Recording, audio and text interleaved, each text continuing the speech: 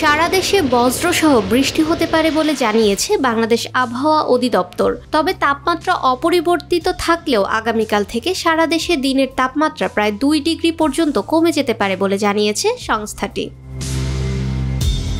রোববার বাংলাদেশ আবহাওয়া অধিদপ্তরের আবহাওয়াবিদ AKM নাজমুল হকের দেওয়া পূর্বাভাসে এ তথ্য জানানো হয়। আবহাওয়া অফিস জানায়, রংপুর, ময়মনসিংহ, ঢাকা, খুলনা, বরিশাল ও সিলেট বিভাগের কিছু কিছু জায়গায় এবং রাজশাহী ও চট্টগ্রাম বিভাগের 2-1 জায়গায় অস্থায়ীভাবে দমকা হাওয়া সহ বিদ্যুৎ চমকানো বা বজ্রসহ বৃষ্টি হতে পারে। সেই সঙ্গে রাজশাহী বিভাগ সহ টাঙ্গাইল, ফরিদপুর, গোপালগঞ্জ, মানিকগঞ্জ, মৌলভীবাজার, খুলনা, যশোর ও চুয়াডাঙ্গা জেলাসমূহের উপর দিয়ে মৃদু থেকে মাঝারি ধরনের তাপপ্রবাহ বয়ে যাচ্ছে এবং তা অব্যাহত থাকতে পারে। সারা দেশে দিন ও রাতের তাপমাত্রা প্রায় অপরিবর্তিত থাকতে পারে।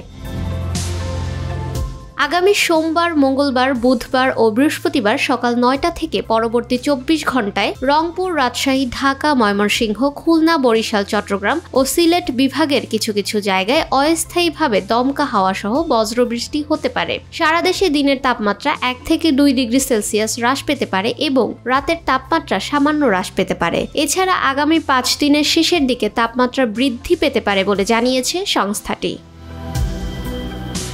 ফাহমিদা বিনতে আনোয়ার, নিরপেক্ষ নিউজ ডেস্ক।